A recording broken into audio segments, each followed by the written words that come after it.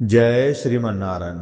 आइए आपका फिर से स्वागत है आपके अपने YouTube चैनल में। आज की इस वीडियो में आप सुनेंगे माघ मास महात्म्य के 7वें अध्याय की कथा।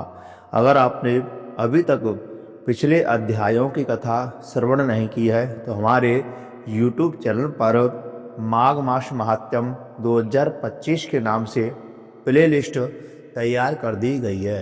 वहाँ पर आपको पिछले सभी अध्यायों की कथा सुनने के लिए मिल जाएगी।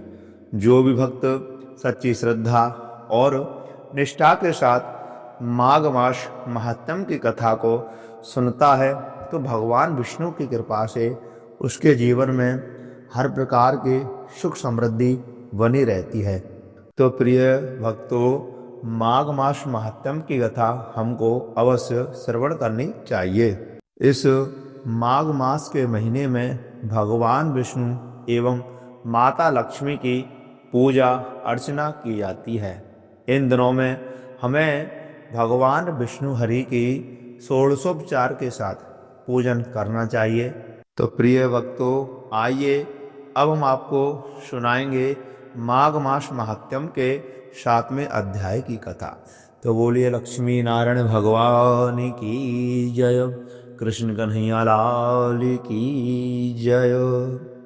चित्रगुप्त ने उन दोनों के कर्मों की आलोचना करके दूतों से कहा कि बड़े भाई कुंडल को घोर नरक में डालो और दूसरे भाई विकुंडल को स्वर्ग में ले जाओ, जहाँ उत्तम भोग है। तब एक दूत तो कुंडल को नरक में फेंकने के लिए ले गया और दूसरा दूत बड़ी नम्रता से कहने लगा कि हे विकुंडल, चलो तुम अच्छे कर्मों से स्वर्ग को प्राप्त होकर के अनेक प्रकार के भोगों को भोगो। तब विकुंडल बड़े विस्मय के साथ मन में संशय धारण करके दूत से कहने लगा कि हे यमदूत, मेरे मन में बड़ी भारी शंका उत्पन्न हो रही है, अतएव मैं तुमसे कुछ पूछना चाहता हूँ। कृपा करके मेरे प्रश्नों का उत्तर दो। हम दोनों भाई एक ही कुल में उत्पन्न हुए, एक ही जैसे कर्म करते रहे। दोनों भाइयों ने कभी कोई शुभ कार्य नहीं किया, फिर एक को नरक क्यों और दूसरे को स्वर्ग किस कारण प्राप्त हुआ? मैं अपने स्वर्ग में जाने का कोई कारण नहीं देखता। तब यमदूत कहने लगे कि हे विकुंडल, माता पिता पुत्र पत्नी भाई बहन से सब बंधन जन्म के कारण होते हैं और जन्म कर्म को भोगने के लिए ही प्राप्त होता है। जिस प्रकार एक वृक्ष पर अनेक पक्षियों का आगमन होता है, उसी तरह इस संसार में पुत्र भाई माता पिता का भी संगम होता है। इनमें से जो जैसे जैसे कर्म करता है वैसे ही फल भोगता है।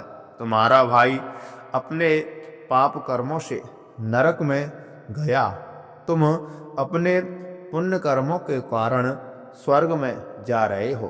तब विकुंडल ने आश्चर्य से पूछा कि मैंने तो आजन्मा कोई धर्म का कार्य ही नहीं किया, सदैव पापों में ही लगा रहा। मैं अपने पुण्य के कर्म को नहीं जानता। यदि तुम मेरे पुण्य के कर्म को जानते हो तो कृपा करके बतलाइए। तब देवदूत कहने लगा कि मैं सब प्राणियों को भली भांति जानता हूँ, तुम नहीं जानते। सुनो, हरिमित्र का पुत्र सुमित्र नाम का ब्राह्मण था, जिसका आश्रम यमुना नदी के दक्षिणोत्तर दिशा में था। उसके साथ जंगल में ही तुम्हारी मित्रता हो गई और उसके साथ तुमने 2 बार माघ मास में श्री यमुना जी में स्नान किया था। पहली बार स्नान करने से तुम्हारे सब पाप नष्ट हो गए और दूसरी बार स्नान करने से तुमको स्वर्ग प्राप्त हुआ है।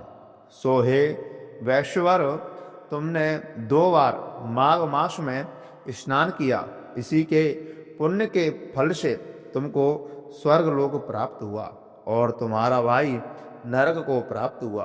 दत्तात्रेय जी कहने लगे कि इस प्रकार वह भाई के दुखों से अति दुखित होकर के विनम्रता पूर्वक मीठे वचनों से दूतों से कहने लगा कि हे यमदूतों, सज्जनों पुरुषों के साथ सात पग चलने से मित्रता हो जाती है और यह कल्याणकारी होती है।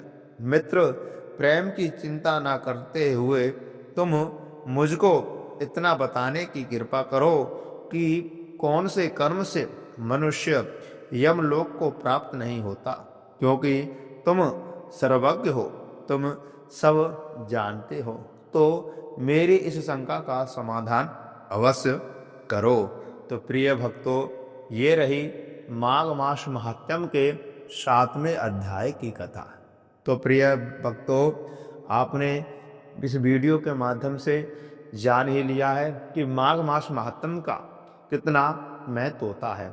इस माघ के महीने में स्नान, गंगा स्नान, यमुना स्नान अवश्य करना चाहिए, जिससे कि हमारे जीवन में जाने अनजाने में जो भी अशुभ कर्म हुए हैं, गलत कर्म हुए हैं, तो उन सब से हमारी रक्षा हो, हमारे सभी पाप कर्म धुल जाते हैं। तो प्रिय भक्तों, मैं आशा करता हूँ यह कथा आपको बहुत अच्छी लगी होगी। तो कृपा करके इस वीडियो को ज़्यादा से ज़्यादा अपने सभी मित्रों के पास शेयर करें और वीडियो को लाइक अवश्य करें। कमेंट बॉक्स में लक्ष्मी नारायण भगवान की जय अवश्य लिखें। और आपने अभी तक हमारे चैनल को सब्सक्राइब नहीं किया है तो सब्सक्राइब अवश्य कर लें। बगल में लगी बेल आइकन घंटी को भी दबा दें, जिससे कि हमारे द्वारा जो भी जानकारी दी जाए वो आपको प्राप्त हो सके।